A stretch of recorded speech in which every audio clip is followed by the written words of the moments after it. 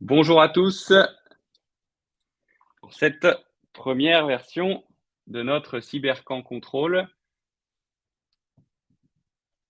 Vous êtes nombreux à être là et à encore arriver, donc on va patienter ici quelques secondes encore pour être sûr que tout le monde a eu le temps de se connecter. J'accueille Gaël. Bonjour Gaël. Salut Mickaël. Et on va parler ensemble aujourd'hui de roadmap cyber pour une startup, un sujet que tu connais bien puisque c'est toi qui t'occupe de celle de Greenly. Et ouais, tout à fait. Même si à la base, la sécu, c'est pas vraiment mon cœur de métier principal. Je viens plutôt du monde du projet et de la tech, mais comme dans chaque startup, on est un petit peu au four et au moulin. Donc, il fallait bien que quelqu'un gère les sujets sécu. Donc, c'était pour moi. C'est tombé Excellent. sur moi. C'est tombé sur toi et on est content de le faire avec toi, tout ce chantier-là. Peut-être justement pour laisser le temps aux personnes d'arriver, tu nous parles de Greenly. Rapidement, tu nous présentes ce que vous faites. Ouais, rapidement, je peux faire une petite intro là-dessus. Donc, Greenly, on est une boîte qui a 3 ans maintenant. Donc, on a démarré donc sur une idée de faciliter et simplifier le calcul de l'empreinte carbone pour les particuliers. Donc, ça, c'était l'idée initiale au départ. Donc, on a fait une application mobile qui se connectait sur les comptes bancaires et qui permettait à tout à chacun d'avoir une meilleure idée de son empreinte carbone. Et très, très rapidement, au bout de 7-8 mois, on a pivoté pour se concentrer sur le marché des entreprises. On s'est rendu compte qu'il y avait un vrai besoin de ce côté-là. Et on a développé une plateforme SaaS qui permet d'automatiser au maximum le calcul, le calcul de l'empreinte carbone et la collecte de données. Donc, en fait, là où on a été assez innovant, c'est qu'en fait, on s'est positionné sur le marché en divisant à peu près par 10 le prix d'un bilan carbone. Enfin, jusqu'à maintenant, c'était fait par des consultants. Ça prenait beaucoup, beaucoup de temps. Et en automatisant tout ça, on a permis de rendre accessible en fait, le bilan carbone aux petites et moyennes entreprises, chose qui n'était pas possible avant, puisqu'en fait, les entreprises n'avaient pas 10-20 000 balles à mettre par an sur ce sujet-là. Voilà un petit peu l'histoire de Greenly. Donc, Excellent. on calcule le bilan carbone et on les aide ensuite, une fois qu'on a fait cette première mesure, évidemment gérer leur trajectoire pour pouvoir respecter les accords de Paris, donc limiter le réchauffement climatique à 1,5 degré d'ici 2050. Voilà. Excellent. Et donc du coup, vous êtes amené à utiliser des données qui sont très sensibles sur les entreprises elles-mêmes, puisque vous comprenez leur fonctionnement à partir d'informations financières comptables. C'est ça? Ouais, et ben, très rapidement, c'est ce qui nous a amené du coup, à être en relation avec Control. C'est que on manipulait donc des données sensibles. Alors déjà, même sur l'application B2C, au départ, on était connecté au compte bancaire des clients directement via un agrégateur bancaire. Et après, au niveau des entreprises, on se connecte directement à leur comptabilité et on analyse leur comptabilité. Donc derrière, c'est des données très sensibles pour nos clients. Donc, on avait des exigences de sécurité de la part de nos clients très importantes, même sur des petits deals. Hein. Les petites boîtes ne voulaient pas confier leur comptabilité à n'importe qui, ce qui est normal.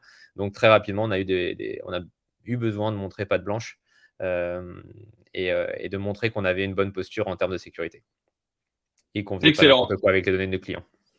Eh ben, merci Gaël pour cette introduction qui commence très bien ce webinar et cette première saison de ce webinar, puisque l'objectif qu'on se fixe chez Control avec les différents épisodes que vous allez voir dans les prochaines semaines de ce webinar centré sur la cybersécurité et dans cette première saison des startups, c'est de vous donner les clés pour savoir déterminer ce que c'est qu'une cybersécurité qui va répondre à vos enjeux business et vous donner les clés pour commencer à la mettre en œuvre et faire les premiers pas sur notre sujet d'aujourd'hui qui est la roadmap cyber pour une startup.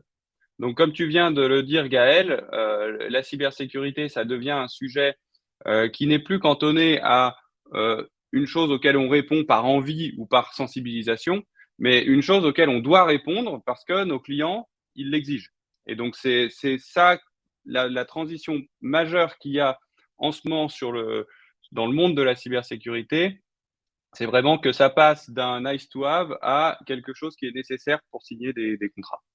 Et donc, ce qu'on va vous aider à comprendre dans ces webinars, c'est comment ça s'applique à votre business, comment vous pouvez anticiper cette tendance-là et du coup vous mettre dans une situation où vous allez être efficace et rapide dans vos process commerciaux parce que vous aurez anticipé les exigences business qui arrivent. La particularité du monde de la cyber, c'est que en réalité, c'est difficile de le transformer en un objet de management. Et nous, c'est le sujet principal qu'on cherche à résoudre chez Control, c'est de transformer cette chose, cette forme qui est difficile à saisir, en un objet de management. C'est quoi un objet de management? C'est un objet qu'on sait définir et dans lequel on sait organiser des équipes projets pour l'atteindre. Ok? Et tant que ça reste quelque chose qui est bon bah on aimerait être à un niveau de sécu correct, bah en fait on ne sait pas manager ça, on ne sait pas le mesurer. Et la phrase classique, c'est de dire que quelque chose qu'on ne sait pas mesurer, on ne sait pas l'atteindre. Okay, et donc, la première des choses et notre objectif pour ce premier épisode, c'est de se donner des clés de compréhension sur bah, comment on transforme ça en un objet qu'on permet, qu'on atteint effectivement, qu'on définit, dont on définit les contours et qu'on peut atteindre. Ok, donc on est parti. On est parti sur le sujet de pourquoi la Sécu. Alors, on a commencé à y répondre dans cette introduction, Gaël. Pourquoi la Sécu? Eh ben, la première des choses, et c'est ça la nouveauté, c'est que c'est pour le business et plus seulement pour se protéger. Ok, la période où la cybersécurité, c'était quelque chose qu'on faisait pour se protéger, eh ben, elle est passée dans le sens où maintenant on le fait aussi pour parler aux gens à l'extérieur. Donc, on a deux choses qui nous poussent à aller vers plus de cybersécurité. C'est des choses qu'on choisit et des choses qu'on subit. Ok, et les choses qu'on choisit, c'est des choses qui relèvent de la gouvernance de l'entreprise et de la gestion de ce sujet comme la gestion d'un autre sujet. Nous, ce qu'on aime bien prendre comme image, c'est de dire que la cybersécurité, ça devient une nouvelle fonction support. C'est-à-dire qu'au même titre que vous devez bien gérer votre compta, vous devez bien gérer la paye, vous devez bien gérer votre fonction juridique, il est désormais nécessaire de bien gérer sa fonction de cybersécurité et qui partage beaucoup de points communs avec ces autres fonctions support, c'est qu'elles impliquent en premier lieu la direction parce que c'est elle qui fait les arbitrages et ensuite elles impliquent toutes les personnes. Donc c'est évident avec la paye parce que ça inclut tout le monde. C'est peut-être moins évident avec la Sécu et pourtant, et c'est ce on va voir des exemples aujourd'hui, c'est le cas puisque chacun est important dans le maillon de protection d'une entreprise. Ok, donc il y a des choix qui sont internes, qui sont les choix propres et qui sont souvent liés au niveau de risque qui est prêt à assumer la direction de l'entreprise. Donc, c'est aussi lié au niveau, au business et à l'exposition qu'ont les entreprises à ça. La particularité sur les startups, c'est souvent, et c'est ce que tu décris Gaël, c'est que les startups, en particularité tech, ont souvent accès aux données très confidentielles à valeur ajoutée de leur boîte, puisque c'est comme ça qu'elles créent leurs services. Et donc, bah, immédiatement, elles sont soumises à des contraintes qui sont peut-être plus fortes que d'autres business. Et on arrive du coup sur ces contraintes externes que vous ne contrôlez pas et qui sont imposées par les gens avec qui vous voulez bosser. Et donc, c'est ce que tu dis, Gaël, sur ces exigences-là. Toi, comment ça se concrétise au quotidien, cette partie externe des exigences de sécu pour Greenly? Tu veux dire comment les clients viennent mettre pression sur nous pour qu'on soit conforme, c'est ça? C'est ça, comment ils mettent la pression, comment ils te font comprendre, en fait, quels sont tes propres objectifs de sécu auxquels, en fait, tu n'as pas le choix. Et donc en fait, ouais, c'est assez simple. En fait, ça se matérialise très, très bien par un questionnaire de sécurité qu'on se prend, on va dire, dans les dents, dès le début de la relation, commerciale avec nos clients. Donc ils nous envoient une liste, de 400 questions, enfin peut-être pas 400, mais entre 100 et 400 questions auxquelles il faut répondre et bien répondre, on va dire, et faire d'ailleurs tout ce qu'on dit dans les réponses. Donc c'est ça la vraie chose, enfin la vraie difficulté auquel on est confronté au tout début, quoi. On se retrouve à devoir répondre à des tonnes de questions alors on est sur parfois des petits deals et c'est Ouais. ça la vraie difficulté. Et en fait, ce qu'on voit là dans ces sujets-là, c'est la traduction de l'ambiance actuelle autour de la cybersécurité. C'est-à-dire que tout ce qu'on voit dans les journaux sur les nombres d'attaques, etc., ça concerne peut-être pas directement chaque structure, Ça dépendra des attaques. Mais par contre, ça concerne chaque donneur d'ordre parce qu'il faut se dire qu'un donneur d'ordre qui bosse avec 100, 200 sous-traitants, il a constamment des sous-traitants qui sont en train de subir une attaque. C'est la statistique. Hein. Et donc, de ce fait-là, il va renforcer de plus en plus ses process dans ses process achats. Et donc, nous, c'est ce qu'on constate, c'est que les questionnaires de 200, 300, 400 questions, eh bien, ils arrivent régulièrement pour tout le monde. Et du coup, il faut se préparer à bien y répondre. La particularité, c'est que ces questionnaires-là, ils couvrent tout le champ de l'entreprise, hein, Gaël. Et oui, ça va aussi bien du business qu'aux questions de sécu, de backup, de protocole d'échange sur les flux. Ça va vraiment 360. Enfin, ils essayent d'avoir une bonne idée de ce qu'on est, enfin, de notre niveau de maturité sur pas mal de sujets. Donc, et Et, ça va aussi sur les questions contractuelles type SLA, RTO, enfin, toutes ces choses-là sont screenées. Et au final, l'idée, je pense, pour le client, c'est vraiment d'avoir vraiment cette idée de contrôler un petit peu le niveau de maturité et de voir si on prend vraiment au sérieux les sujets de sécurité. ouais. Et du coup, vous avez les sujets, donc RTO, pour ceux qui ne sont pas familiers forcément, c'est les sujets de temps de remédiation d'un incident, c'est-à-dire le temps que peut couper votre service, et pareil pour les SLA. Et donc, ça veut dire que vous avez des questions techniques sur comment vous avez construit votre startup et votre produit. Vous avez aussi des questions organisationnelles, du genre, quand est-ce que était votre dernière analyse de risque? Est-ce que vous connaissez votre exposition au risque cyber, en fait? Et est-ce que vous avez une procédure de gestion d'incident? Est-ce que vous avez une procédure de reprise d'activité en cas d'incident? Et donc ça, c'est des éléments qui sont souvent, nous, quand on voit et qu'on commence à accompagner des startups, c'est souvent ce qui pose le plus de problèmes initiaux, c'est parce que c'est de la documentation, c'est de la gouvernance. Et donc, autant sur des sujets techniques, on peut dire, bon, bah, OK, dans 2 semaines, on déploie tel ou tel techno, autant sur des sujets organisationnels, c'est mieux et c'est nécessaire de les avoir anticipés. Donc, ici, la première étape de votre roadmap Sécu, c'est de comprendre votre environnement. C'est de comprendre votre environnement et c'est d'évaluer les contraintes qui s'établissent à votre propre structure. OK? Donc, ce qui est intéressant avec la Sécu, c'est qu'il y a un corpus qui s'applique à tout le monde. Mais ensuite, selon les structures, il y a des choses qui vont être très rapides à faire ou très plus difficiles et des exigences qui vont s'appliquer ou moins. Pardon, je bois un coup.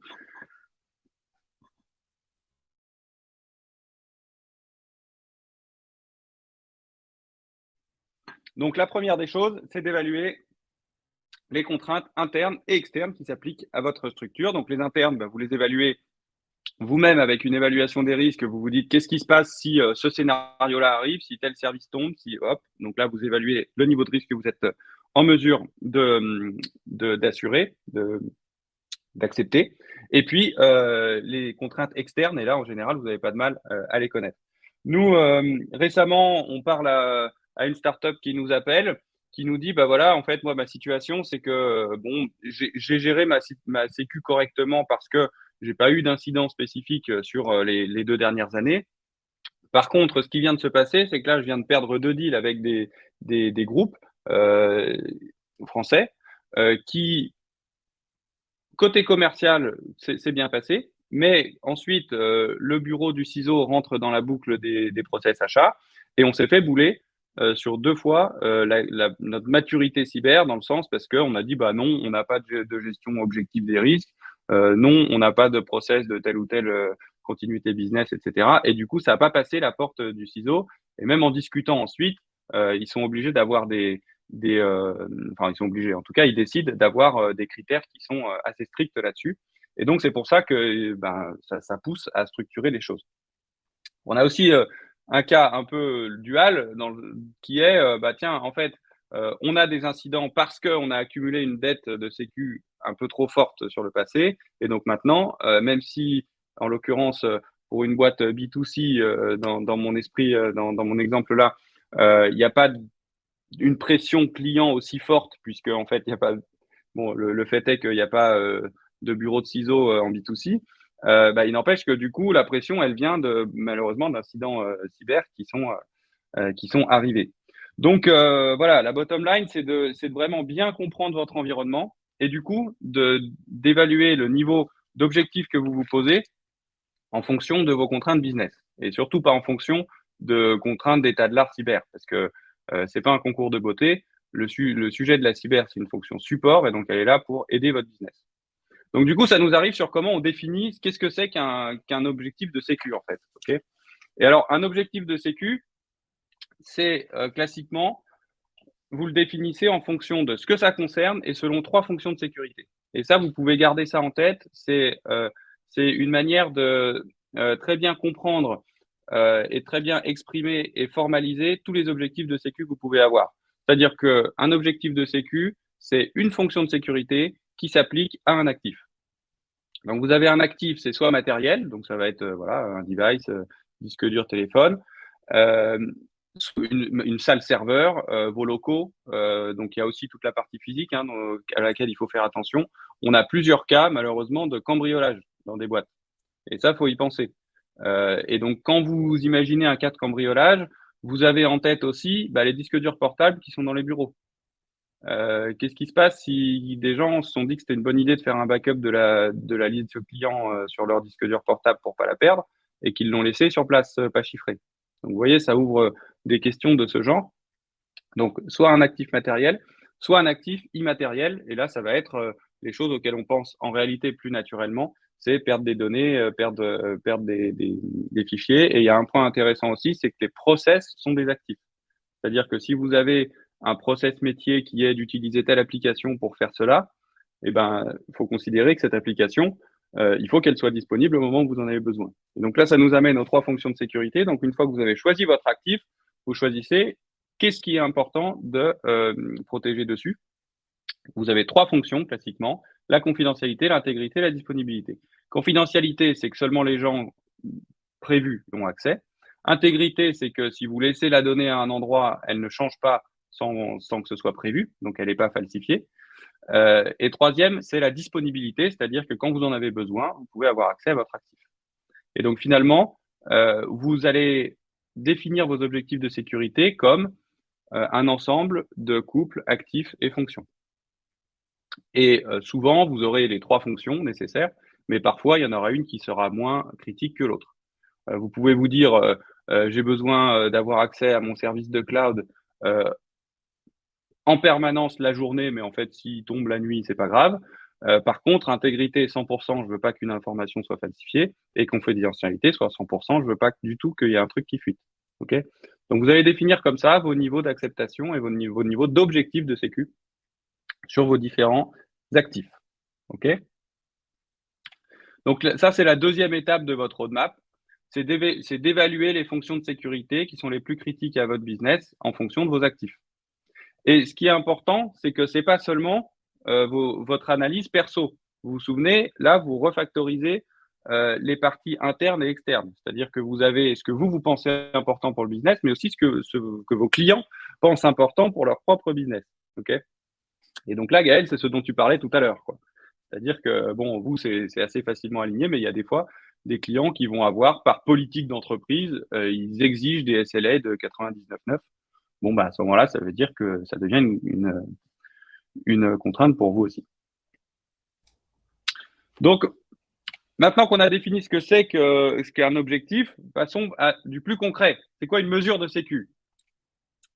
Une mesure de sécu, avant de vous donner les exemples, et Gaël, reste avec moi encore 1 minute sur mon introduction, c'est pour se mettre les idées en place, il y a 3 types de mesures. Il y a des mesures qui sont préventives, c'est-à-dire qui visent à empêcher des incidents. Ok. Une mesure de détection, c'est détecter s'il y en a un en cours, et ça c'est super important parce que plus vous détectez tôt un incident, moins il a le temps d'être vigoureux puisque vous le coupez très tôt dans la chaîne. Il peut y avoir malheureusement dans les cas de ransomware des incidents qui durent pendant 6 mois et du coup quand ils font une reconnaissance de 6 mois, ils sont capables au moment où ils se déclenchent d'avoir beaucoup d'impact parce qu'ils ont compris comment fonctionne toute la structure et ils ont viré les backups, etc. Et remédiation, c'est après l'incident, parce qu'il faut toujours avoir en tête que votre politique de sécu, elle vise à aussi prévoir la réaction en cas d'incident, parce que comme un incendie, vous ne pouvez pas être sûr qu'il n'y aura jamais d'incendie. Il peut y avoir des incidents et vous ne cherchez pas le risque zéro, vous cherchez le risque maîtrisé. Et donc, dans le risque maîtrisé, ben, vous avez parfois affaire à des incidents, ce qui veut dire savoir le gérer, savoir communiquer avec ses clients, savoir comprendre la source pour l'empêcher de revenir et savoir reprendre le business normalement. Et donc, c'est là qu'on va passer à quelques exemples, Gaël. Euh, Toi, des premières actions que tu as choisi de mettre en place chez Greenly, action de protection. Alors, toute première action qu'on a mis en place, c'est les backups. Parce que très rapidement, on s'est rendu compte que ça avait une vraie valeur, en tout cas, une vraie perte en cas de perte de données. Donc, très rapidement, on a mis en place des backups. Alors, pas tout de suite automatisés. Au début, c'était vraiment des backups manuels, le temps de se dire voilà, comment est-ce qu'on va les automatiser. Et c'était vraiment, justement, là, on n'a pas couvert ça d'abord par un truc automatique, mais vraiment par un process. Se dire, voilà, tous les lundis matins, j'ai une notification dans mon agenda, enfin une petite 15 minutes qui sont dédiées à faire un dump de l'ADB, le chiffrer et le stocker dans un endroit sécurisé ou à 2 endroits, l'un online, l'autre sur un laptop, et de se dire voilà, on est couvert par ce risque-là. Et au fur et à mesure, on est devenu de plus en plus robuste. Maintenant, on a des backups qui sont envoyés un peu partout et qui sont faits à la. Enfin, je veux dire, on est capable de revenir à n'importe quel instant sur l'ADB. Sur la dernière semaine, la dernière année, les 2 dernières années, etc. Donc ça, c'était Ça, la c'est super première. important. Ouais, c'est super important ce que tu dis là, que tout le monde ait en tête, qu'il ne faut pas chercher à faire le truc top trop bien du début. Commencer par des étapes intermédiaires, même manuelles, mais en tout cas, ça vous met sur la démarche d'amélioration continue. Et c'est ça, une politique de sécu. C'est vraiment une amélioration continue dans le temps. C'est pour ça qu'on parle de roadmap et pas d'un sujet spot qu'on va traiter et puis ensuite mettre euh, au placard. Ça, c'était une des premières mesures. Après, très rapidement aussi, on a dit sur la partie. Alors, on n'a pas eu. J'ai vu une question. Est-ce que vous avez un password manager? Oui, maintenant, on a un password manager qui a été déployé. Mais au tout début, on avait mis en place. On avait dit voilà à tous les premiers salariés, utilisez soit le gestionnaire de mot de passe de Chrome, soit la keychain. Et voilà. Pour l'instant, on démarre avec ça. Et puis après, on fera mieux dans un temps 2. Voilà. En fait, c'est toujours se dire comment est-ce qu'on peut faire une première brique et puis après, derrière, améliorer au fur et à mesure euh, les, les process. Absolument, et aussi avec la taille de la structure. C'est-à-dire que ce qui est important quand vous lancez une bonne démarche, c'est que vous allez être capable justement d'être assez agile sur la suite quand vous avez commencé, parce que vous partez lancé. OK? À opposer à bon, bah, j'attends, et puis comme ça, quand je le ferai, je ferai le truc parfait. Ça, c'est comme ça qu'on accumule beaucoup de dettes. Et Après, c'est comme ça qu'on arrive à des. Ouais. ouais, il y a des choses qui nous ont été imposées très très vite par nos clients, hein. Très rapidement, on a eu besoin de fournir des certificats de pen test, ce genre de choses qu'on a dû faire très très early stage. Enfin, c'était vraiment, enfin, on n'avait même pas 3 clients qu'on était déjà obligé de se soumettre à énormément de choses. Donc, on les a faites, mais tout ça, c'était drivé par le business. Enfin, on ne voulait pas perdre des deals pour ces raisons-là. Ouais, absolument. Et sur la partie, justement, là, on parlait des vols de matériel et tout ça. Comment vous avez organisé avec la croissance de l'entreprise? Parce que quand on est une dizaine, on a accès à tout le monde. Quand on commence à être plusieurs dizaines, comment vous avez géré ce sujet-là? Alors pour tout ce qui est gestion du matériel, au début, en tout cas le scénario de perte on travaille que sur Mac, hein. Heu, En cas de perte de device, au début, on avait simplement mis un process en place en disant voilà, vous enregistrez votre device sur iCloud, vous vous assurez tous les mois que vous êtes capable de le localiser, et via cette fonction-là, on est capable de verrouiller le Mac à distance. Mhm. C'était pas optimal, mais ça permettait déjà d'avoir une première sécurité. Évidemment, on demandait aussi aux personnes, via la formation sur contrôle, d'avoir un mot de passe robuste de session et de chiffrer leur disque dur via 5V. Voilà, donc ça, c'était un petit peu les mesures qui étaient mises en place, et puis la mise en veille automatique. Mais encore une fois, c'était pas forcé. C'était uniquement dans notre process d'onboarding. On avait tous ces éléments qui étaient en place. On demandait aux personnes simplement de checker sur Notion des box comme quoi c'est bon, je l'ai fait, j'ai bien chiffré mon disque, j'ai bien activé la mise en veille automatique, j'ai bien un mot de passe robuste, j'ai bien activé la 2FA sur Google, etc. Puis au fur et à mesure, Mhm. on a forcé toutes ces politiques sur la 2FA, on a forcé sur tous les outils l'activation de celle-ci. Et ensuite, très récemment, on a déployé un outil MDM de gestion de flotte de device. Et là, on a toutes les politiques de sécurité qui sont forcées dès l'initialisation de la machine. Voilà, et on a fait une petite étude de marché. Nous, on est parti avec Kanji, que je recommande. Alors, j'ai pas d'action chez eux, mais je trouve que franchement, ça fonctionne super bien. En 1 heure, vous pouvez déployer Kanji sur tous les devices et être un peu plus serein sur la gestion de ceci. Super. Et du coup, là-dessus, pour parler un peu de comment on aide dans ce genre de déploiement, c'est que bah, les utilisateurs, ils reçoivent sur Control des tutoriaux, des didacticiels pour que justement ça passe d'un sujet qu'on traite sur Notion et où on n'a pas trop de vision à un sujet qui est mécanisé dans la politique de sécu de la boîte et où on a les preuves de prise en compte sur ce sujet comme sur d'autres. Ouais, tout à fait, sur le déploiement de cet outil-là, qui est encore en cours, hein, d'ailleurs, hein, mais on a été fortement aidé par Control, puisqu'en fait, il y a un module qui se déploie pour tous les utilisateurs et ils reçoivent des mails, donc un par jour. Alors, je ne sais pas si c'est un par jour, mais enfin, bref, c'est assez découpé et donc ils peuvent Ouais. installer leur MDM et comprendre pourquoi ils installent cet outil-là sur leur machine. C'est assez important, hein, parce qu'à la fin de l'installation, il y a un petit warning en rouge qui dit on va pouvoir supprimer toutes les données de votre ordinateur. Ça les inquiète un peu. Mais ils ont été rassurés en amont par pourquoi est-ce qu'on le fait, pourquoi c'est important de sécuriser les ordinateurs. Et je pense que c'est vraiment une des choses pour lesquelles on a pris contrôle dès le début. C'était toute la partie formation des employés. J'en ai pas parlé au tout début, mais c'est vrai qu'on a commencé notre relation parce qu'on nous demandait souvent est-ce que vous formez vos employés au risque cyber et on n'avait pas le temps. Enfin, en tant que startup, on n'a pas le temps de former les personnes. Mm. Et donc, avec Control, tout ça s'était fait automatiquement et distillé au fur et à mesure. Ça, c'est vraiment ce qui est appréciable avec Control, c'est qu'on ne se prend pas un PDF de 50 pages sur la cybersécurité. C'est tous les jours, on a un petit module qui arrive dans la boîte mail et on apprend des petites choses tous les jours. Ça dure 2 minutes et 2 minutes par jour. Et je pense que c'est la meilleure manière d'apprendre quelque chose. C'est vraiment que ça soit quelque chose qui rentre un peu dans les habitudes. Tu prends ta petite formation de 2 minutes tous les jours et au fur et à mesure, tu progresses. Et, Des micro-learning. ouais, et c'est vraiment un outil qui est apprécié dans la boîte, vraiment parce qu'il ne prend pas trop de temps. Enfin, toutes les personnes qui ont pigé que ça prenait 2 minutes, 5 minutes par jour, alors pas tous les jours évidemment, mais que ça prend que 2, 5 minutes quand tu ouvres ton contrôle, et ben, ils Ouais. sont tous très contents là-dessus.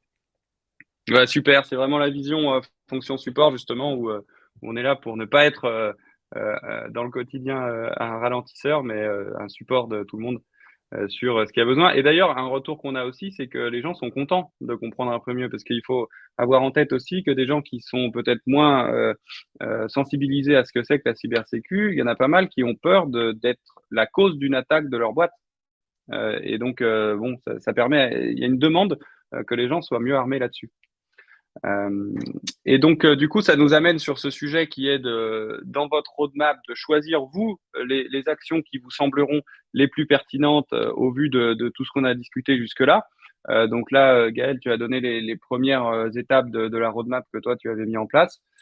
Si on vous donne quelques exemples, donc des exemples sur l'entreprise en général, parce qu'il y a toujours ces deux aspects-là sur la startup tech qu'il faut avoir en tête, c'est que certes, il y a la partie application, dev, tech, qui concerne, et c'est souvent là-dessus qu'on a envie de mettre de la sécu parce que c'est en plus le plus souvent intéressant, puis ça correspond à des futurs produits.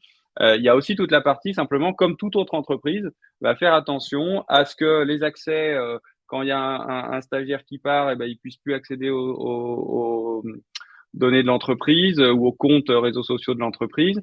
Ça, c'est important, mais bon, pas que les stagiaires, tout le monde, que les passwords ne soient pas partagés entre la sphère perso, pro, entre différents services. Enfin bon, toutes les bonnes pratiques autour des passwords et donc l'usage d'un password manager souvent. Bien documenter les process, parce que ça, bon, on n'est pas rentré en détail là-dedans, mais on y reviendra dans un épisode.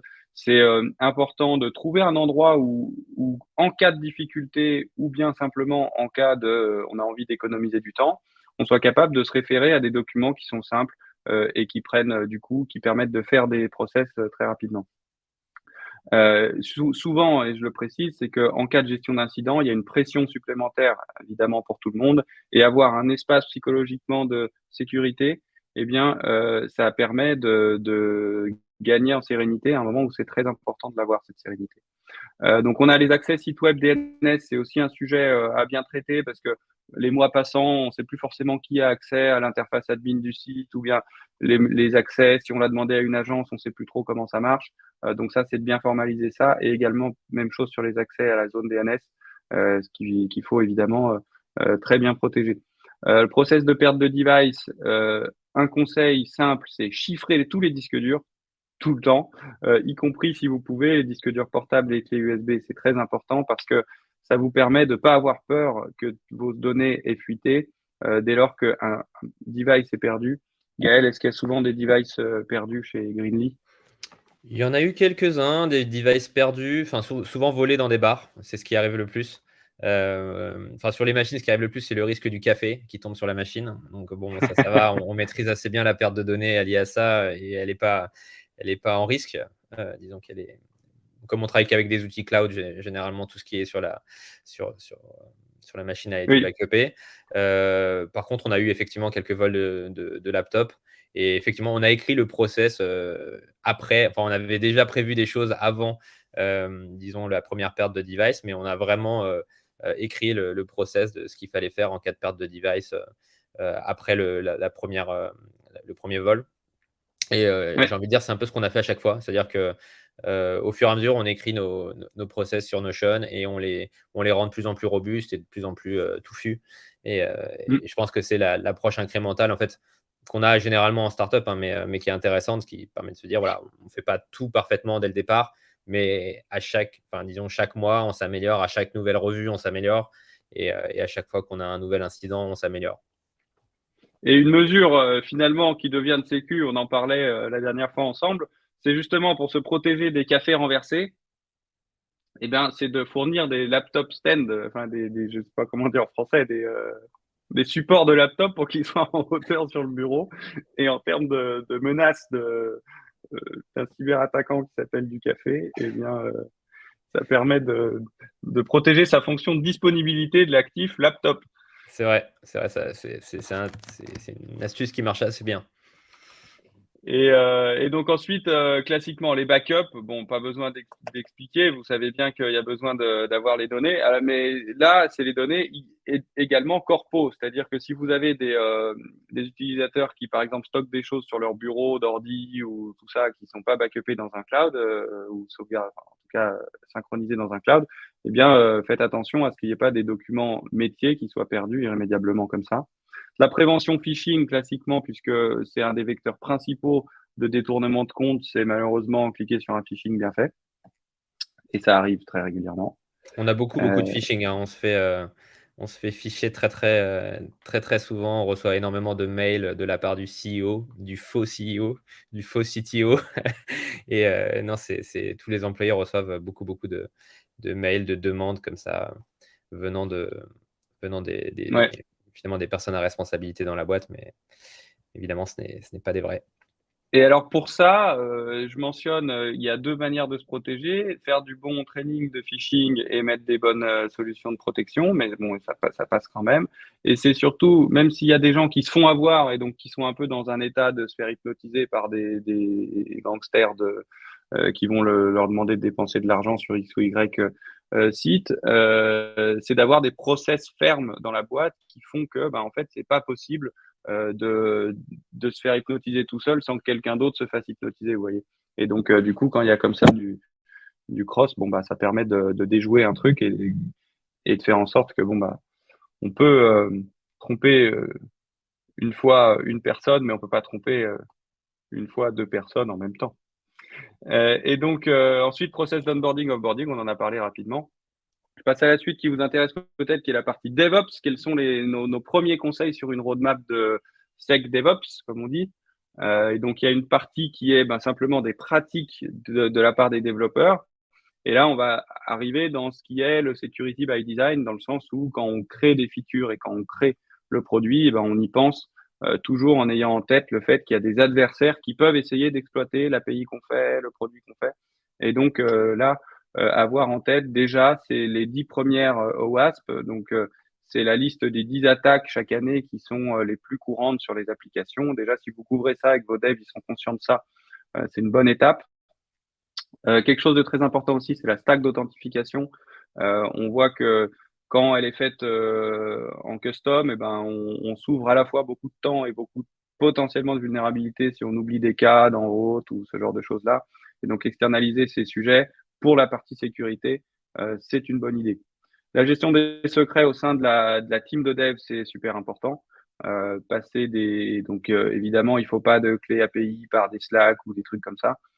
Pour une raison simple, et je dis la raison ici, c'est que euh, dans toutes ces transmissions-là, il y a des historiques et des archives. Et donc, en fait, vous vous dites que si un adversaire, il obtient l'accès à l'historique Slack de telle personne, s'il est capable, il fait une recherche, tout simplement, il regarde s'il y a des clés API qui traînent. Et si elles n'ont pas expiré, vous vous retrouvez avec des failles dans la partie dev qui sont dommages, quoi. Donc, il faut gestion des secrets, au moins toujours les échanger par des voies chiffrées.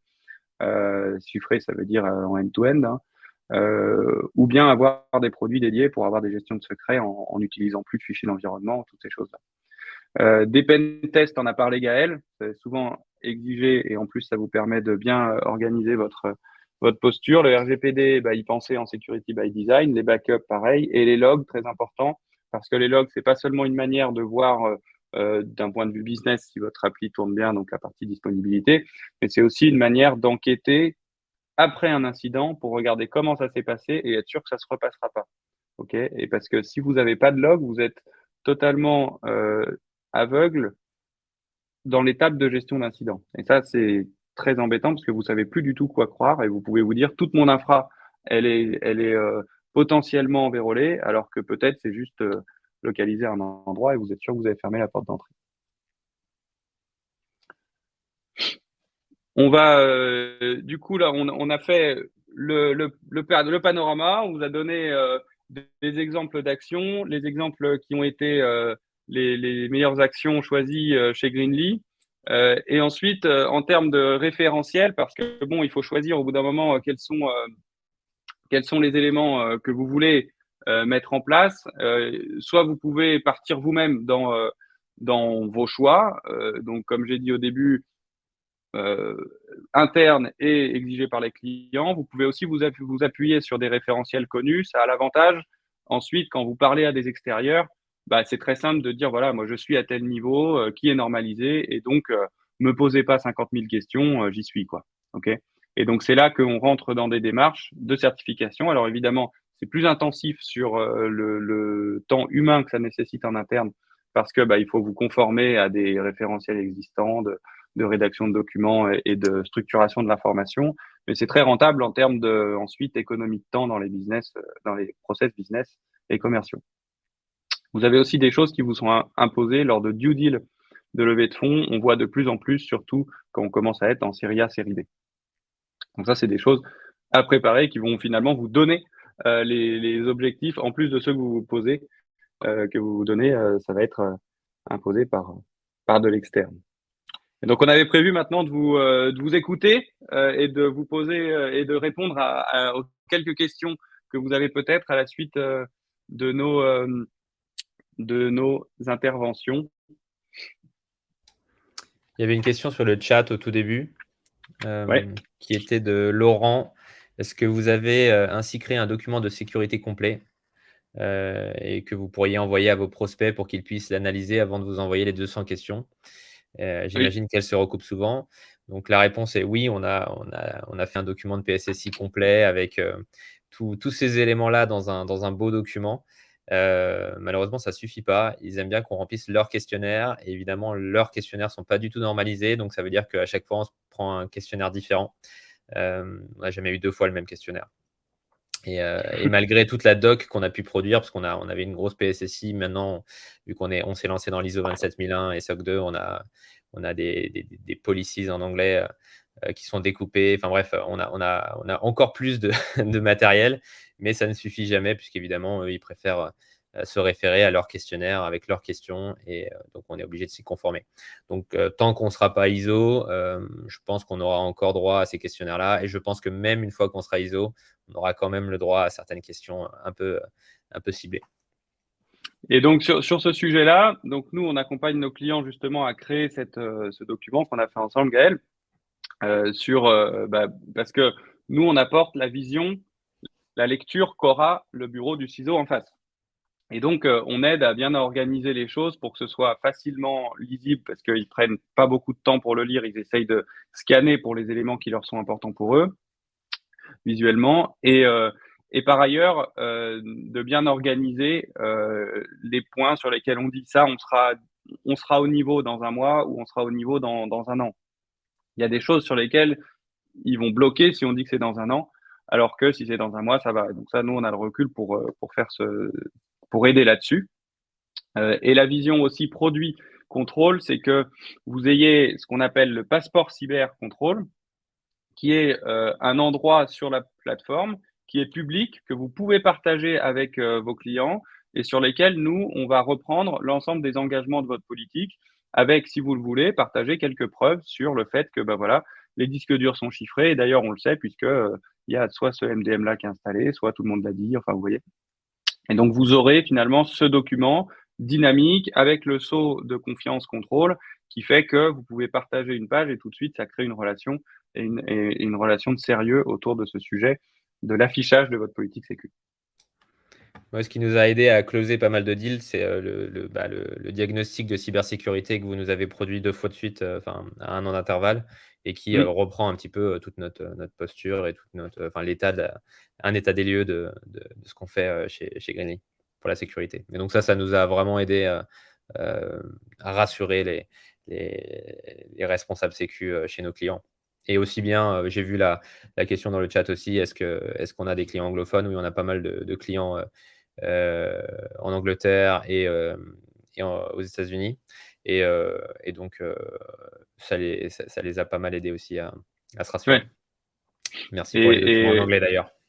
Ouais, et nous, on produit tout aussi en anglais, bien sûr. Et parce que finalement, pour simplifier aussi ce que c'est qu'un document de politique, c'est que c'est un document qui reprend l'intégralité des mesures de protection qui sont mises en place au sein de la boîte. Donc après, il faut aussi bien mesurer ce qui est une information publique de ce qui est une information privée. Hein.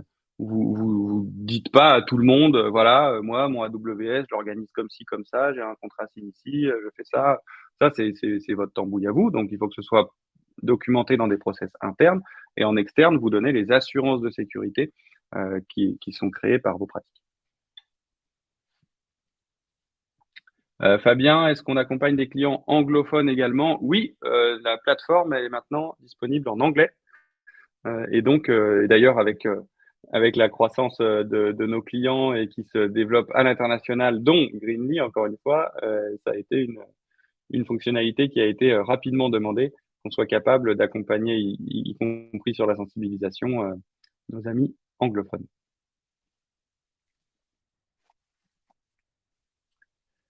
Mehdi, il y aura une rediffusion. Oui, il y aura un replay et qui sera disponible et vous ne manquerez rien de nos premières introductions sur les sujets.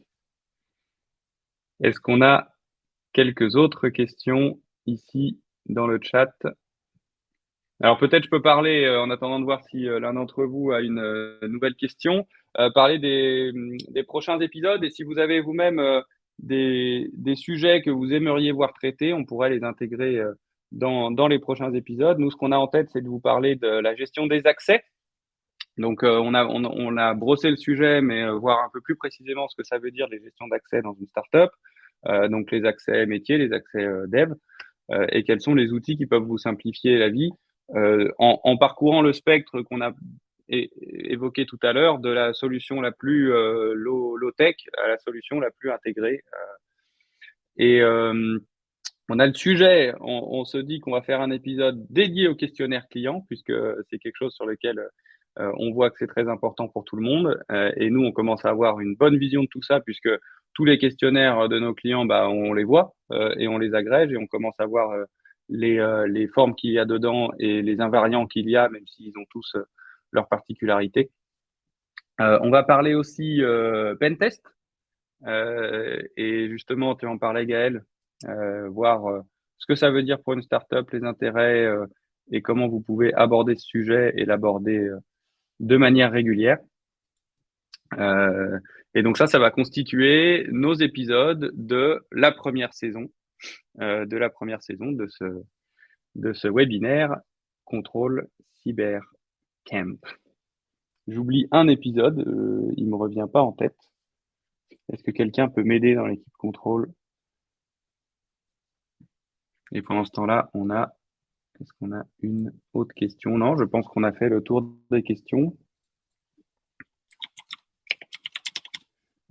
Et du coup, alors je vais retrouver le dernier qu'on avait choisi, c'était la gestion des devices aussi. Voilà, c'était la gestion des devices. Et donc là, on avait parlé MDM. Et donc de la même manière, quelles sont les manières de bien gérer ça, du plus low-tech au plus intégré?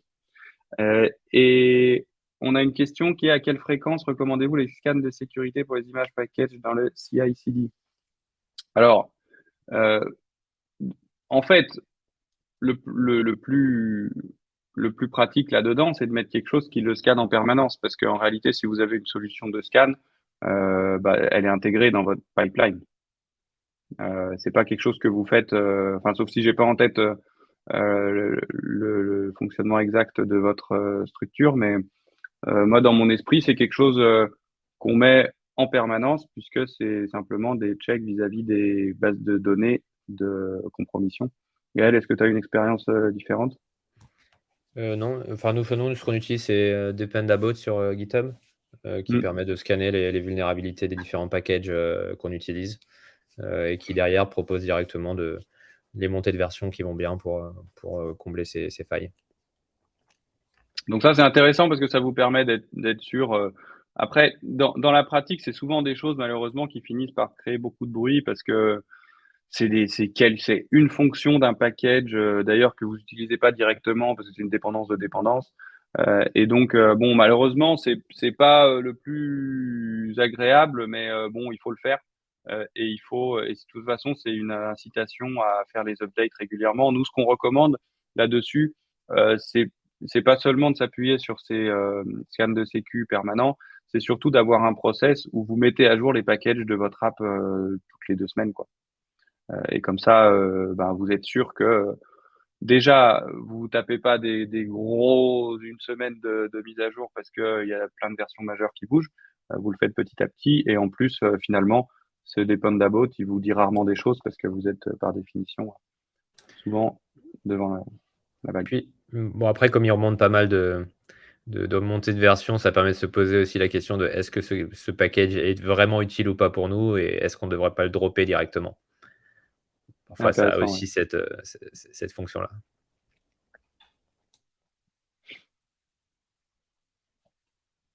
Et donc, on va, eh bien, écoutez, si toutes les questions étaient abordées, nous, on a notre deuxième épisode qui va être autour de début janvier, mi-janvier. Vous verrez tous les invitations arriver. Vous aurez le replay de cet épisode-là qui va être notre épisode totem introduction qui pose tous les concepts.